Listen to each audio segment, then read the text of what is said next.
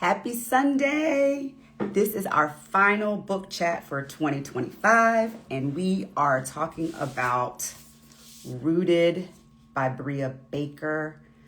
This is such a phenomenal book. If you haven't read it, you really need to add it to your to-read list. It's fabulous. Give me 1 second.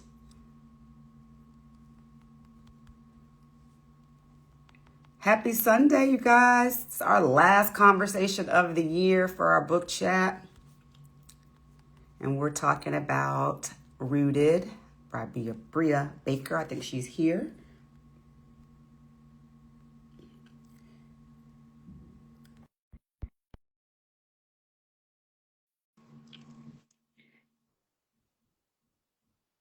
Hold on, why is it not connecting?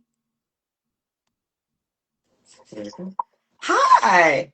Hello, it's so good to see your face. You too. I'm so excited for this conversation. Me too, me too. And first of all, we could be family. I'm leaving I the know. freckles, the okay. I'm like, you Could somewhere in be. the Could be. We'll have to talk offline. streets? Yes. Thank you so much for saying yes. I know you're a new mom. I know how busy and crazy that can be. So we're not going to keep you long, but congratulations to you and your Thank you so much. I wife. have the baby Yes. to me, so if y'all see me bouncing, it's because he's Oh, sleeping. the baby. Oh my goodness. Okay, we're definitely not going to keep you long because I just had to close out the year with your book because I read it a while ago and I knew I was going to make it a spine of the month. And so I didn't time it right. My apologies because of the No, the baby. timing is A1. I think that it's actually perfect timing because we're on the cusp of 2026 being America's 250th birthday. And for me, there's no way to talk about this country's founding, it being the richest nation in the world, Yeah. celebrate anything that doesn't start with Black people and our relationship to land. So I actually think it's the perfect timing so that we can end the year understanding what is going to be happening next year. Yes, and oh gosh, it's just so much because I work for an agency that's going to be heavily involved in America 250. So Yeah. reading this book was just so, and listening to it again, the audiobook is phenomenal. Listening to it just really, it hit home a second time, right? Mm, Just given everything that I'm involved in as far as preparing for this 250. right. So I'm going to do a brief. I want you to introduce yourself, but I'm just going to let the folks know, people that are new here. But I am Jamise Harper. I'm the founder of Diverse Minds. Every month, except for December, we do a book of the month, and we have the author come on and talk about their book. And I can't be more thrilled than to have Brea Baker with us today, talking about Rooted. Oh my gosh, this book is so good. And Thank so, you. tell us a little bit about yourself, and then we're just going to dive in. Yes. Okay. So my name is Brea, pronouns she, her, hers. I'm the author of Rooted, as has been mentioned. I'm also an activist and an organizer in many other parts of my life. Um, I am a New Yorker by way of the South, is how I've been describing Love myself. that. So I was raised in New York. My family is from North Carolina, many, many, many generations. We still have land in North Carolina. That's still a home. It's where my wife and I got married. Yeah. Um, it's where we spend our holidays, and I'm very connected to Black Southerners and the South being recognized for their contribution. So we'll get into more of how that plays into Rooted, but that's just a bit about me. Yeah, I love the way that the book is structured. Because, not only, you're weaving in memoir about your life, but it has so much deep history in the entire book. And it's not delivered to you where it's kind of like you feel like you're in a class, like, a textbook style. Hmm, It hmm. really draws you in and you learn more about the land theft, like what has happened right in front of everyone's eyes, right? Yes, And yes. so what was the moment for you that made you say, I need to write this book? So that moment really was my grandfather's passing. My grandfather, Alfred Baker, has always been the family patriarch, even though he's not the oldest. He's one of 18, Oh, and wow. he is one of the younger siblings, but he's always been a patriarch of the family. He's always been a family historian. He's always been very, very tied to land. Growing up, he had been a participant of the Great Migration. So he moved north in New Jersey, but he'd always talked about North Carolina. We spent every summer down there. My Hmm. father, when he was a child, spent all his summers down there, family reunions, all of that. And so he was Yes. that figure in the family. And then in 2019, he unexpectedly passed away. And it was just such a loss for our family. And I just felt so much grief and so much regrets and trying to feel closer to him, sifting through his paperwork and realizing that the way to feel closest to him was to spend as much time in North Carolina, to spend as much time keeping our family centered around that land. Um, Hmm. he said on his deathbed was, "Don't sell this land." And so it Oh, was just such a clear clarion call of we have to protect this legacy that meant everything to him. And so I started by saying, well, maybe I can piece together a lot of the family historian work that he'd done and put together a little booklet just for our family so that we can understand, right. you know, the reason we're not selling this land is because A, B, C, D, great grandfather, great, great, great, Hmm. putting that ancestry together. And the more that I pieced together, the more that I just felt like, as someone who came of age in the Black Lives Matter movement, Hmm. where racial justice has become such a national conversation, our conversations about racial justice and the Black community center around cities, center around places like Oakland, New York, Yeah. Chicago, Detroit. Most Black people live in the South. Most Black people have ancestors from the South. Why Hmm. are we forgetting that experience and not including it? Because as much as I'm a big proponent of addressing the criminal justice system, if we were to fix police brutality tomorrow, we would still have racism. We would Yes. still have racial wealth gaps. We would still have deep inequity. And we have to get to the root of that. And to me, land theft and the severed relationship between us and the South is a big contributor to that. And so that's what made me say, maybe this is a larger book. And the last thing I'll say too is, so my grandfather passed away in 2019. I'm doing all this research thinking it's just going to be for the family. 2 years later, 2021 is the centennial anniversary of the Tulsa massacre. Yeah. Now in 2025, one of the oldest survivors of the Tulsa massacre just passed away That's the without way. getting. Hmm. And so Yeah. that was also top of mind to me. Is like you have like we're not just talking reparations for slavery and oh no one alive has survived. We're talking about we have elders alive Yes. have survived having their land stolen from them, and what that the avalanche of deep dispossession that created for their lineages, Hmm. and we're not willing to address that as a country. I'm like, no, there's a deeper story here that we need to tell. So all of that was what made it happen, and that's when in 2021 I said, okay, this is a book. Yeah, I'm so incredibly thankful that you wrote this book. I think I had so many thoughts too, and I'm looking at, you know, you hear, or, you learn that, indigenous people were removed from their land, and you hear these things as you're growing up and learn them a little bit in school. And I Hmm. think the thing for me was kind of like all of this wealth that was created Hmm. mostly in white families, generation after generation after Hmm. generation to present day now, right, was somebody else's land. Somebody else's, yeah, yeah, completely. And I mean, I went to Yale University, a extremely white, extremely moneyed institution. Even Hmm. that a lot of these universities, corporations would not exist if it wasn't for first stealing indigenous land. Then, by the time that Black people were able to scrounge up something for ourselves, stealing it from us too, and Yeah. realize blueprint to how a lot of these spaces build wealth. And then they pass it down and they turn it into new things. And so even when they want to pretend that they are self-made or they are Yes. whatever, like, no, no, no, no, no. Great grandfather was a railroad tycoon and he took a bunch of land. And that's the reason why you have a trust fund today. Yeah. So completely, completely agreed. Yeah. So when you're digging into your family history and the larger history of, land theft, land in America, what was the first fact or story that kind of shifted your understanding?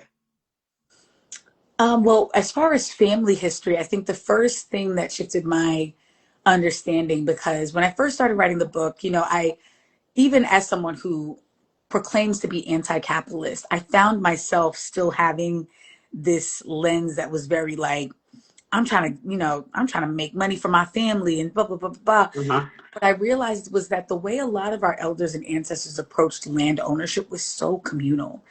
Within my Yeah. family, my great, great, great grandfather, Lewis Baker, was born enslaved, bought land for he and his family, was also one of the founding members of a church that bought land to kind of establish this church as having their own grounds and their own freedom, which is another story. A lot of our elders and ancestors were pooling their money together and saying, "Let's build a school on this. Let's put a church on, Hmm. put a library on this, because we know the government's not going to do it for us." Right. And so, but then Lewis Baker has children, and he passes on the land to them. And in my head, in the world that they're born in, the late 1800s, early 1900s, if my father is in a position to pass on an inheritance to me, maybe I'm tunnel vision. I'm just focused on keeping that in the family. My great great grandfather, who inherited that land from his father, was a farmer. His brother was also a farmer. They deeded an acre of that land for the creation of one of the first schools for Black children in the county. And to Oh, me, the wow. to be one generation removed from slavery, very deep in the midst of the Jim Crow, very Hmm. deep in the midst of Yeah. a violence, and to say, I need to make sure this isn't just for me and my children, for me Yeah, and it's my powerful.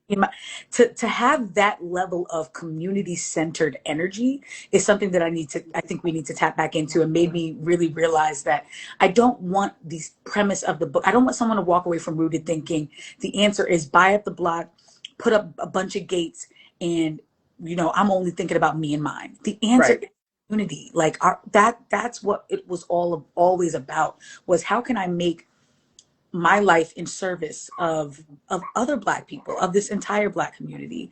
And I think that that's something that really um, just felt so profound to me.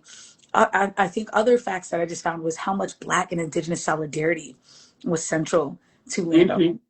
Maroon communities, which I had heard the word maroon communities before, but just digging deeper into what it meant for fugitive Black people who had fled plantations to link up arm in arm with Yes. Indigenous people who were defying genocide, and to say what they're doing on those plantations goes against everything that we know in our bodies. We can do something better. I think that was so important to me, to realize that I want to be in continued and deep solidarity with Indigenous people now. Even as I advocate for reparations, I'm also advocating for land back. And I think that that's an important aspect of the book as well. Is I really wanted to weave in Indigenous history and make sure I'm not claiming that the history of land ownership in America starts with us. Hmm. Um, that this was someone else's land before us, but that there's enough to go around, and that abundant mindset, that community centered mindset, is something we share. Yeah, I have something you said, but I have so much to say. But you show that the land theft wasn't just one event, right? Right. It's policy on top of policy. It's all layered, it's weaved together, and it's a Mhm. historical pattern, right? Yeah. Um, and I was just so shocked. I don't know why I was shocked, because I kind of knew this, but the government developed bureaus to manage Hmm. indigenous people and their land, right? Right. And so talk a little bit about like the pattern and the policies as far as how the powerful land theft just continuously. Right. Yeah. So, I mean, as you said, and I love the way you described it, it was definitely layers and like scaffolding of policies to continue to take land. When you think of, at the time of slavery, there had already been the first land theft to take kind of like the eastern coast, those Hmm. 13 colonies that we talk about. But during that time, land was still being stolen as they continued to push westward towards California. And especially once America became a nation of its own and wasn't depending on Britain to be doing the negotiating, um, what America would literally do is just start wars with indigenous nations, um, especially the ones out west, and take their land in the process, and then create these homestead acts to give out the land to white Americans. Hmm. And the strategy was twofold. One, it was to say, well, we need, if we leave the land empty, not monitored, then indigenous people will come back for their land. So kind of um, we need to kind of like enlist the average American citizen into this land theft quest. And so to do that, we kind of got to give them an incentive.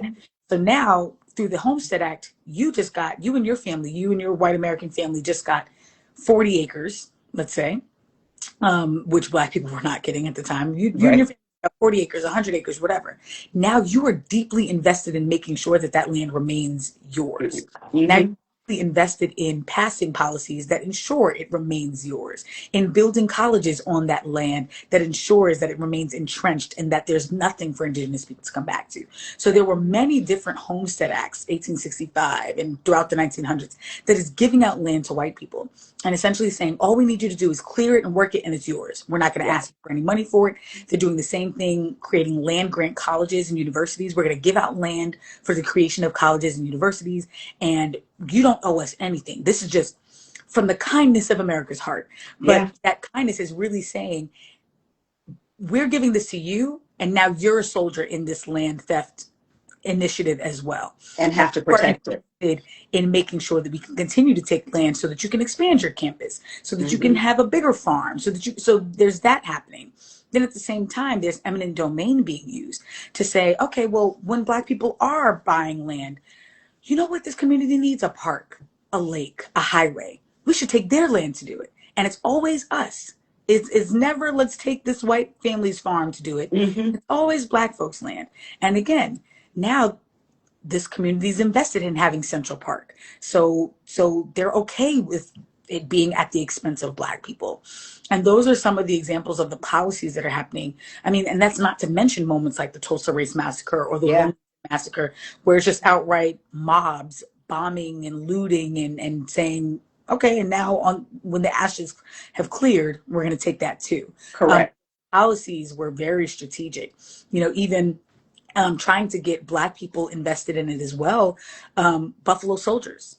We hear Yes. a lot. I don't think a lot of Black people really take the time to investigate what that means. Black Uh-huh. people who served in the Civil War for the Union to free themselves were now Correct. veterans on the other side of the Civil War, and then America says, well, since you're working for us, we might as well send you out into the West to fight those Native Americans. Uh-huh. So they have Black people fighting indigenous people, and we get the name Buffalo Soldiers, that nickname from indigenous people who are saying they're sending these Black people out to fight us, and that's not our fight.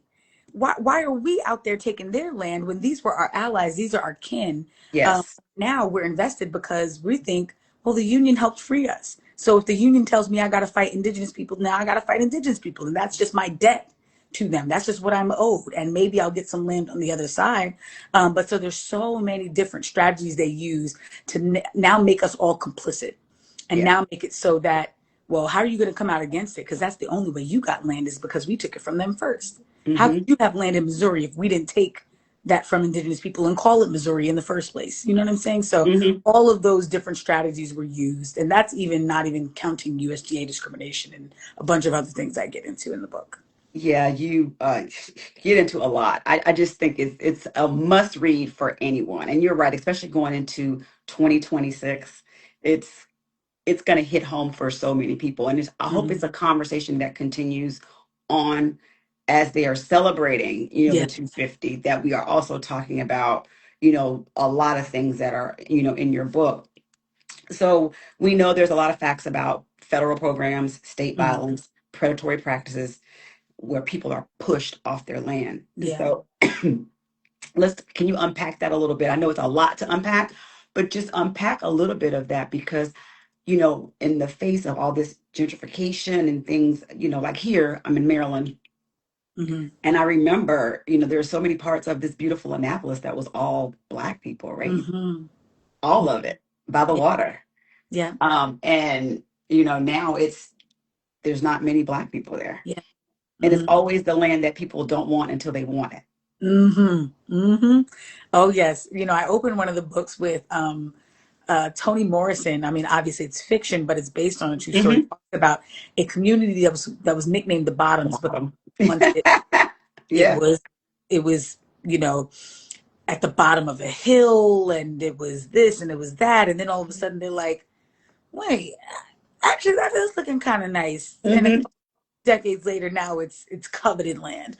We see that so much in Black communities, and it's so frustrating to see it continue to happen now because Hmm. they're using the same blueprint, and that's why I really want people to understand it so that we can recognize that, like, we need to be resilient. We need to have foresight to understand they're always going to come for what we establish for ourselves. For example, coastal land used to be often given out to Black families because it was, prone to flooding, and Yes.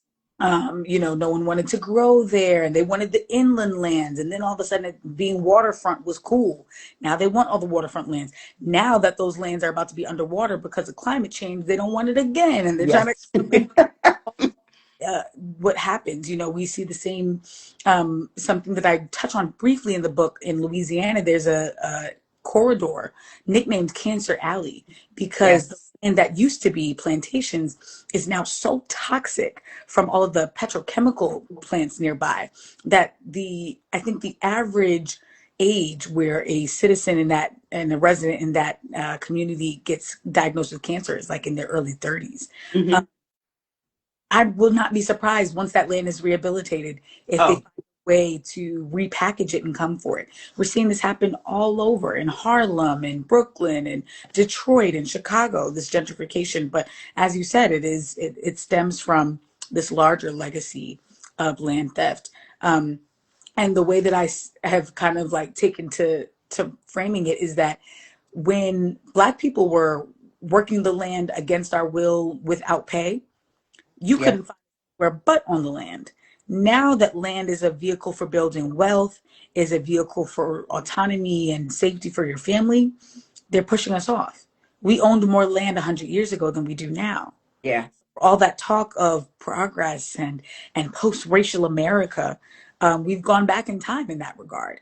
And again, it's a lot of eminent domain being used. It's a lot of an eminent domain, for those who are unfamiliar, means that the government can seize any piece of private property if it is for public gain. So if a community needs a park and the only land that they can put the park on is private property, they can take that land, but it is disproportionately used against Black families. Hmm.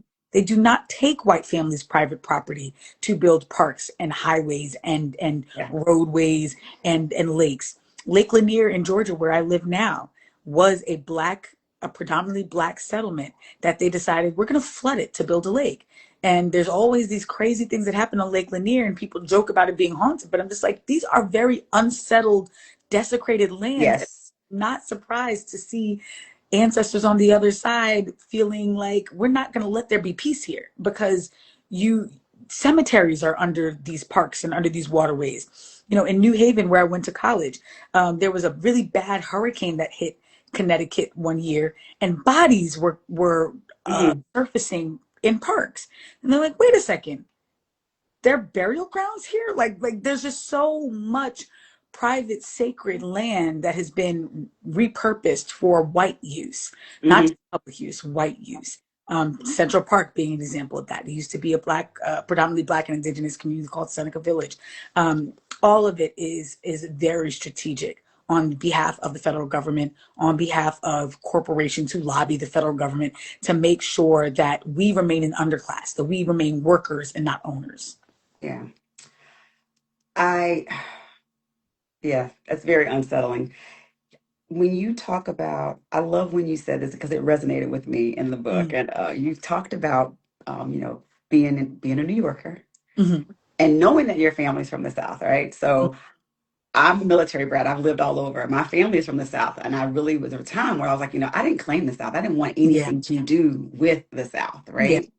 And you talk about that and talk a little bit about your evolution of, Mm, now reclaiming it and claiming it as part of your legacy. yes, yes. That was definitely, and I'm still on a continued Me too. because there's so much unlearning we have to do because we've been taught to hate the South. I Yeah. mean, even when I moved back south, a lot of people like, you going to these red states, and I'm like, that's because of gerrymandering, which is again a form of its own land manipulation, right? But Hmm. we can get to that. We could have infinite conversations about this. Yes. But as far as my evolution, so I grew up in Long Island, New York, suburb of New York City. I always prided myself in being a New Yorker, but also always had these Southern practices. Like my family eats chitlins proudly, you know, Yes. pig feet for New Year's to usher in the new year, collard greens, like all of that. We spent most of our holidays, our family reunions down south, but I always prided myself in being a New Yorker. And I just couldn't understand why my grandfather wanted so badly to be in North Carolina. I'm like, they ain't got no Wi-Fi. Is there roads still where our family land is? Like, what are you hunting? You growing? Like, what are you talking about? We got grocery stores for all of that. Why are you even trying to do that? Um, and with time, I started to realize a few things. Number one, we are too dependent on the people who we acknowledge have no vested interest in our success for our survival. What do I mean Mhm. by that? We, many of us have no idea how to grow food. We don't know when our food is supposed to be in season or not. We don't know where our food comes from. And we're seeing that now with all these recalls and the FDA. And we're just like, I can't trust this. You know, during COVID, the grocery stores are empty. And we're like, what are we going to do? How are we going to Mhm. eat? My grandfather always grew up knowing how to grow his own food, knowing how to hunt. My grandmother always talked about growing up in North Carolina, growing peaches and apples and cucumbers and spinach and all sorts of things. And we are so disconnected from that. You Yeah. know, my mother tells a story when she first met my dad's family and was trying to, you know, uh, cozy up to them and whatnot. And they were like, we need Tina, you come help us make some fried chicken. And she said, okay, where do you know, I'll meet you in the kitchen. They said, no, meet us out front. Out front. Yeah, we're gonna wring the chicken's neck and then oh Oh my God. my, what to do with that? Like Right. that's a little too close to home. But what I've learned is that is richness, that is abundance, that is wealth to be so connected to the way that you live, to be able to provide for your family in that way. And so it was again after my grandfather's death that I started just caring more about that, but also marrying my wife. She grew up in Chicago. Her family is from Kentucky originally, and her Oh. father is a big hunter, big grower. But she grew up fishing, grew up with her dad hunting and bringing Mhm. home meat and things of that nature. They're very big on land. And her grandmother always said, my kids love the land because we didn't have any. And that really stuck with me when she said that and was like, yeah, I'm all prissy, don't want to put my fingers in the dirt. I want to love the land from a distance. I want to love the land from a sense of, oh, I'm going to buy some land and then sell it and then make some money for my family. But they're talking about loving the land in a non commodified way. And Yeah. that's something that I needed to decolonize my mind around and reclaim is like buying and owning land is not just, it's not buying a chair.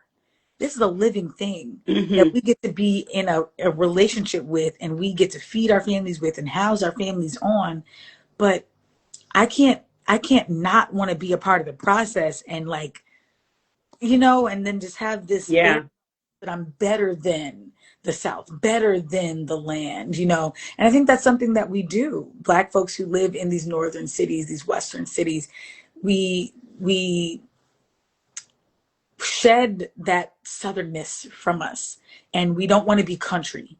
We don't Hmm. want to Bama. We don't want to be, you Yeah. know, all of these phrases and words. And it's an internalized self-hate that we learned what I discovered during my research during the Great Migration.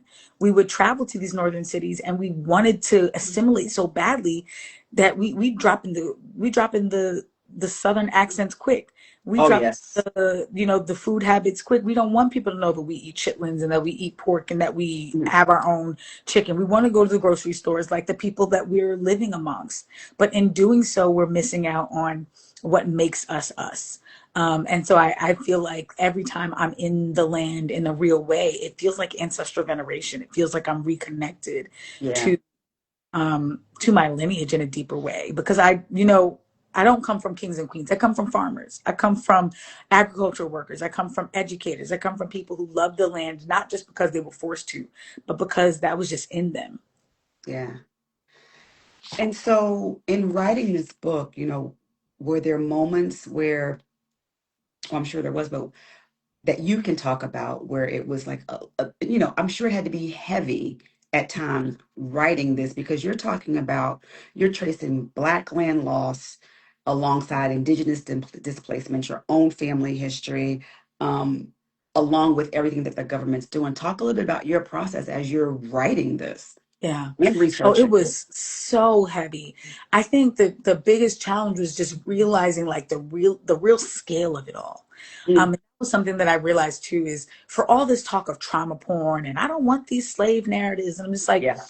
we still have not scratched the surface on what has been taken from us. Yes. We still like people don't know. You watched 12 Years a Slave, you read about Frederick Douglass and you think you know and however bad you think it was 20 times worse, 50 times worse. Hmm. Um and even again, even like the more contemporary things, even the 20th century theft. When I did my book tour and I went to Detroit, I was doing a talk and there was an elder in the audience who talked about how her uncle owned 4 properties in a Detroit neighborhood, and the government came through, used eminent domain, and took it all. What it did to her uncle, that it almost drove him crazy. That Yeah. we have elders and ancestors who literally ended up in asylums because they were told, pick yourself up by your bootstraps. So they did. They worked hard, twice as hard, for half as much, built up some scraps, built up some businesses, grew some farms and some homes and all of this stuff, tried their best in the face of racism, and then to have it taken from you, what it does to a person, like really internalize what that meant for some of our elders and ancestors to have to then continue to go to work after Hmm. they took your land, after they took your life savings, after they took everything you've ever dreamt of and imagined that you thought you was going to be able to pass on to somebody else and die penniless, not because you weren't ambitious, not because you were not smart, not because you didn't have financial literacy. Like, I actually hate the phrase financial literacy now because I'm like, our elders and ancestors were the most literate. They made a Hmm. dollar out of 2 cents, not 15. Yes. They made a dollar out of nothing and then had to watch it be taken and then had their anger be demonized and invalidated. And that will make you crazy. Hmm. I can't imagine in this beautiful home that I bought with my wife, that I'm raising my sons in, someone coming tomorrow and saying, actually, we need that. We're gonna build and giving me nothing. And I have to start over from scratch. And that Yeah. happened to so many of our elders. I mean, that's why I got so angry recently when Mother Fletcher passed away, and it's just like to imagine her. She was 7 years old when the Tulsa Massacre happened, running for her life with Yeah. fire and bombs and gunfire in the background, growing up in a world that teaches it in textbooks, that built museums about the Tulsa Massacre, and having nothing being done to reconcile that or make that right with her, to die Yes. in your hundreds, hoping that I've gone to court and hoping that they'll do something for me, and they don't. Right. Died with a GoFundMe trying to buy a house.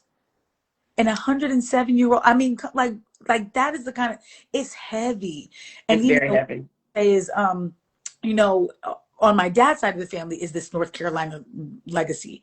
On my mother's side of the family, we grew up in Ohio. I never knew really what our story was before Ohio. And doing family history and realizing that we once had land in Kentucky that was taken from us very violently. And I tell the story in the book. And I was revealing this story to my cousins, and one of my cousins was just really crying because she was just like, I have always felt so much shame and so much blame. Like, why would I be born into a family that had so little? Why would I be born into a family where Mm. I had to struggle so much, where my kids are gonna have to struggle so much, and feeling like it was just my lot in life because I was just born in, and just feeling like, why couldn't my family be more ambitious and want more for us? And realizing Mm. we did, and it was snatched from us. And it was like both healing for her to realize like I had been carrying so much shame and like rage and blaming our elders, Hmm. our great grandparents, and thinking, why didn't they want more?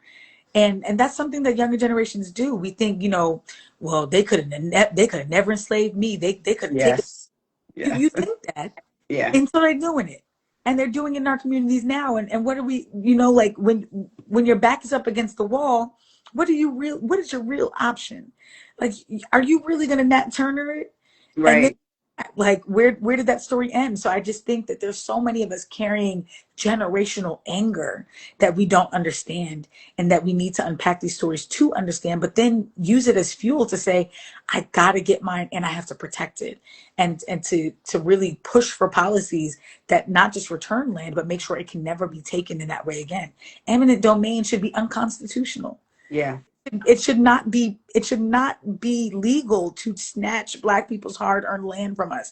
It should not be constitutional for public parks to be created on what should be indigenous land. Like we Hmm. have to make a lot of this.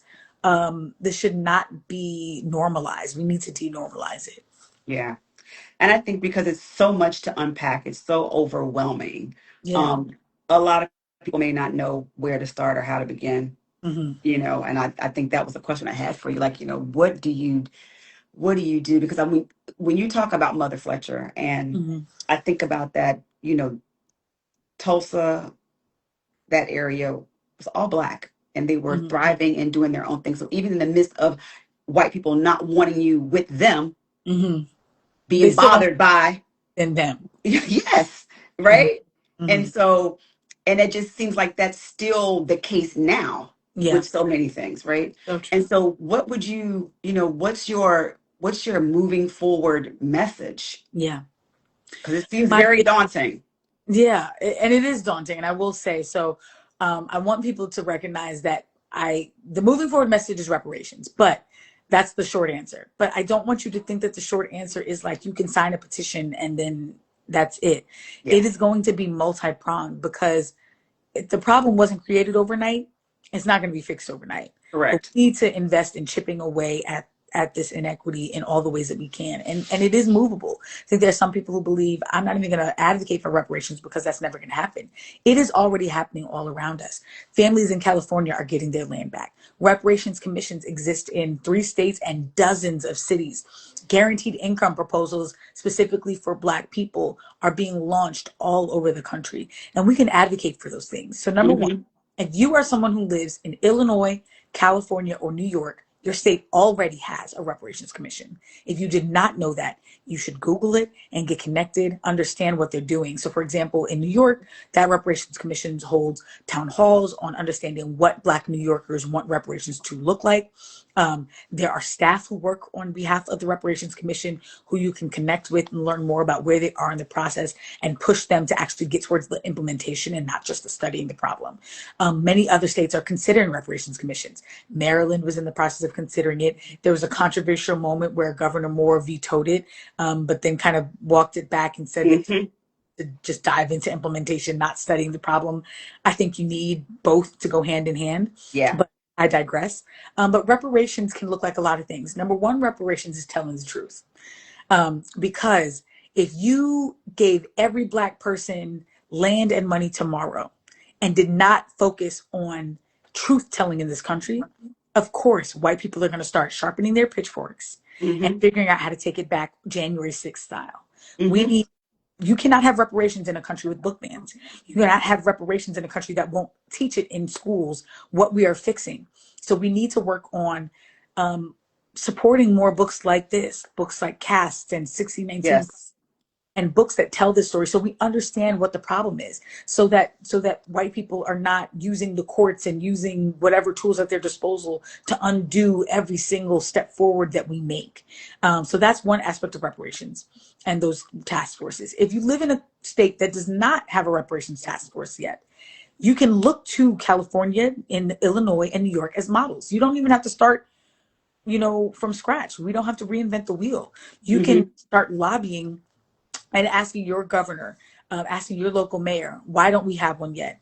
What does that look like to make it happen? And I think we need to start making that an integral part of whatever Black agenda. People who are coming around asking for our votes need to have an answer for Yeah. how are we fixing racial wealth gaps? How are we fixing this legacy of slavery and land theft and other forms of anti-Black racism that have endured into the 21st century? There needs to be a robust answer for that. And that answer could look like land returns. So one form of land return that is the easiest, I should say, not very easy, but is the easiest to get done, is an eminent domain reversal. Eminent domain is implemented on a very local level. It's not the president who says, I'm going to take that Yes. It is Hmm. your mayor, your city council members who decide that. And it is your mayor and your city council members who can decide to give it back. That has happened in California with Bruce's Beach. For those who are unfamiliar, just Google Yes. Bruce's Beach. That land was taken from a couple in the early 1900s. Their children and grandchildren got that land back in after George Floyd's murder, I believe, directly after his murder in 2020. Um, so that is one thing, is you can search, where are examples of land theft in my community, because they exist Everywhere. all over this country, Hmm. every single where, not just the South, though there's plenty of examples in the South, but every Hmm. is an example. If that land is still vacant, that land can be returned. If that land has been turned into a highway, a park, a lake, the monetary value of that land can be given. And so Hmm. you can look into eminent domain reversals. One organization that does a lot of great work on that is called Where Is My Land? Very simple. Whereismyland.org. They were the ones who helped lead the campaign for the Bruce's family. They have dozens of campaigns live. So if you go to their website, you can sign a bunch of petitions. You can donate to them. You can say, I'm curious about what other cases like this exist in my community. And you can push for and that's the kind of thing that, if 9 city council members agree on it, a family can get their land back. A family can Right. get monetary value back. Beyond that local level, there's a lot of national legislation that we can push. Baby bonds, tax exemptions. Um, there are so many different policies. To me, reparations should not be a one-time check, because Hmm. there's no check big enough No, that they're I going to give agree. out that's going to be enough. Yeah. Unless you're giving every Black person in America a 7-figure check, it's not going to be enough. But what I'm interested in is multiple checks, such as guaranteed income programs, where people and families and households would get monthly checks and payments, or assets, which would be like a baby bond program where Black children at birth would get an asset, a stock that would grow Hmm. with them, so that by the time they're 18, it is accumulated. Those sorts of programs.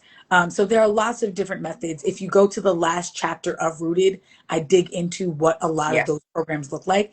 Nonprofit organizations are also doing this, buying land through land grants and deeding it to Black people for free or at a very highly discounted rate. So if you're someone who lives in a state or a city that has a land bank, and you can look these up, like literally Land Bank Atlanta, Land Bank Chicago, see what exists in or near your city and how you might be able to benefit from it. Some of these programs already exist because the private sector is investing in it, and private funders and philanthropists are doing it. Things like what Mackenzie Scott is doing, giving $50 million to this HBCU, $70 million to that Yes. HBCU. A lot of these are forms of reparations because she didn't get that money on, Yes. like, give it back to the Hmm. institution that should have had it to begin with. So please, please, please, if you are a Black person listening and tuning in, do not believe the lie that we are never going to get reparations. We are going to get reparations, and if we are not the ones steering the process, we're going to get crumbs. They're going to give us a stimulus check of $2,000, Right. call it reparations, Right. pat ourselves on the back. Yeah. So we need to Yeah. be the ones saying, no, no, no, no, no, we're not settling for less than this, and make sure that what we are asking for is something that can grow with us as a community, but also something that we can protect. Yeah. I think that's the thing. Just I mean, there's a lot of good information in your book. I just think that when it feels daunting, I think people just kind of, like for me, I'm reading and I'm thinking, wow, this just seems like a really big Yeah, hill to climb. But I think just little by little and more knowledge, yeah, taking it a little bit as at a time, right? And a not little bit becoming at a so time. Yeah. overwhelmed. Yeah. If we're thinking of this as a house that we're building, you don't have to build the house in one day. You don't have to Hmm. build the house by yourself. You just have to add your brick and tell your neighbor to add their brick and tell their neighbor to add their brick. And I think an easy way to start is get in your family group chat and talk about, do we own land? Did we own land? Mm. Uncover your family's connection Yeah. to land in the South. Just that in and of itself could be the way that you realize we have a claim for an eminent domain reversal. We have a claim for getting some land back. We had some land taken to us because of predatory taxes, whatever the case may be. Start there. Then start by, hey, I just signed this petition, you should too. Share it on social media. I just donated to this Yeah. organization, you should too. I'm going to this town hall on reparations. I would love for you to show up with me. And just like make it, we just need to make it a normal part of the conversation. And it can seem daunting, But it was once daunting to imagine an America without the institution of slavery. It was Correct. daunting to imagine an America where Black people could attend colleges and schools with white children. It was once daunting to imagine that Black people could shop at a department store like a Woolworths, a J.C. Penney's, a Macy's. A lot Mhm. of these things seems daunting until someone decides, I'm sick and tired of being sick and tired. And Yeah. we decide, is this what we're going to take on as a generation and say, you know, I'm not leaving this earth until I can pass on more to our children. I'm not letting another survivor of a massacre die without getting their just due. I'm not allowing my child to inherit less than I inherited. Like, we've got to constantly build. And if all you do is your part in your community, with your family, in your church or faith space or whatever that is, that's all we can ask for. And that will build a tidal wave. And again, next year, there's going to be a lot of patriotism. And I'm proud to be an American. Proud Oh of yeah. Oh let, yeah. let's do something that's worth being proud of, right? Yeah. We're dealing with this now with like a there's a street where there was, the whole community is just all black. As long as Mhm. I was growing up and going to the South to visit my grandmother. Well, now that area has changed. And so my grandmother's house and the land are the last ones. There's a few Mhm. that are still black owned, but everything else is building around it. And of Yeah. course, they want that, Oh, yeah. but it's not, my mom and her sisters and brothers, it's like 10 of them. They're not gonna, Not for sale. no, I love that. I get no. texts all the time, especially once my grandfather passed away and they knew that there was a transfer of the Um, land. I get texts all the time. Hey, did you know you have land in this part of North Carolina? We would love to take that off your hands. And every yeah, oh, time yeah. I'm in North Carolina and I see the development, and I'm like, no, y'all could build all up around us and this land is going to remain. My Hmm. grandfather worked so hard and we're now at a place where we have 96 acres in our family. Yeah. My job is to make sure that that 96 acres grows by the time that I'm handing off the land to this little one in my arms. And Hmm. there's no way I'm selling. There's no way I'm selling. And I love to hear that there are other families like yours that are in the Hmm. same vein. Yeah, I one of my best friends from college in the rolling hills of Tennessee, her dad died and we went out to have the repast and everything. And they have there's 5 homes on the property, it's about 100 acres. And it overlooks like a wonderful river. And I told her, I said, I don't remember like in college coming up here. She said, we've had this in our family for years. And we come here and Yeah. she could have built out there, but she didn't want to. She wanted to be Yeah. closer in. But so it's there, Yeah. and it's nice to see, Yes. right? Hmm. So my last question, because I'm gonna let you go. I know you just had a little bundle of joy, but are you working on something? Yes, I am actually. So I'm working on my second book right now, which is a biography this time. Okay. So it's a little bit of a different vein. It's a biography of a Black woman named Bricktop. She was a jazz age, Black Renaissance era entertainer and cabaret owner. And what I love about her story is she is a great migration story, in my opinion, of someone who said, if this country is not willing to let me thrive, I will find that place elsewhere. She went to Paris and opened up Hmm. her nightclub and just was, I mean, just the lore around her life is incredible. She was a mentor to Josephine Baker and Duke Oh, Ellington. okay. Langston Hughes washed dishes in her nightclub before becoming the Langston Hughes. Royalty, literal royalty, used to party in her nightclub. Famous writers. The Great Gatsby was written in her nightclub. Oh, Um, wow. so just, and the idea that a Black woman thrived in the midst of a world that did not want her to is what I Mhm. want to convey through the book. So that is coming next. That is coming 2027. Okay. I'm currently finishing it up, and so it'll be out in the world in 2027, which I'm really excited about to give us a joyful story uh, Yes. in the midst of calamity, in the midst of unrest. Hmm. Thriving in the midst of the Great Depression, during multiple wars, and just to know that we have a legacy of joy that we can Yeah. reclaim. Yeah. And so, whereas Rooted is a very heavy book, I hope that Bricktop is a lighter book that inspires us to reclaim our own creativity, our own joy, our right to abundance, and whether that be in this country or elsewhere, because there are a lot of Black expats now who are creating lives for themselves elsewhere. My And daughter is one. See, okay, look, where does she live? She's in London. Okay, yes. Hmm. There's so many, I know so many Black expats in Costa Rica and around Latin America. Paris Yeah. has always been a home to so many Black Yes. natives, and many other parts of Europe can say the same. And so that's the story that I'm excited to be telling is It the life. sounds amazing.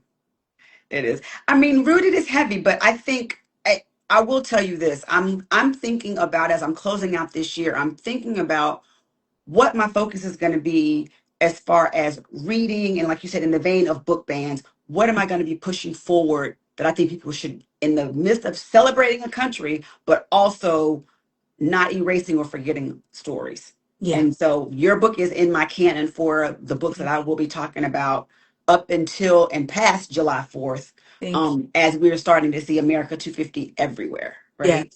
Thank you. And when I say everywhere, it's going to be Oh, everywhere. everywhere. They're going to be celebrating it is this is the greatest country in the world. We can do no wrong. We have never done any wrong. I'm proud to be an American, where at least I know I'm free. Like that's what they're going to do. I mean, Trump has already talked about building new statues in DC and having tanks rolling down the streets for July 4th. And so Yes, when we think of that, we have to have our counter narrative ready that this country literally would not exist. What the narrative we have around America being the wealthiest country in the world is only possible because of the unpaid stolen labor of our yes, ancestors, the stolen land of indigenous people, and the continued pillaging of the wealth that Black America builds. yeah, And so there is no patriotism until we address that. yes. Period. And so that's the conversation that I will be walking forth with. But you guys in the audience, if you don't have this book, you need to read this book. If you like audiobook, the audiobook is excellent. Rooted. Yes, yes, yes. Thank you so much. I know, like I said, I totally appreciate your time. And No, thank you. I'm so glad I got to spend a little bit of my Sunday with you, and to the Diverse Spines community. Thank you so so much. Not just for supporting me and Rooted, but just supporting Black authors. yeah, In this time, it is so difficult for Black authors to get our books out there, to get them yes, lit, to have publishers take a chance on us, and then to get them in people's hands without those books being banned and scrubbed. And so when you yes, see a Black author, when you see a Black book, please support it. Even if you're not going to buy Rooted, get it from your library. Like there's so yes. many ways to support a Black author. And I'm just so, so grateful for the ways that Diverse Spines make sure that Black authors are continued to be elevated. Thank you so much. And then we'll look as I start to dig into my family history. We'll see. We might have a connection Please, somewhere. yes. We're going to kiki on the side, sis. Right on the side. Take care. I appreciate it. Have a good one. You too. Bye. Bye bye.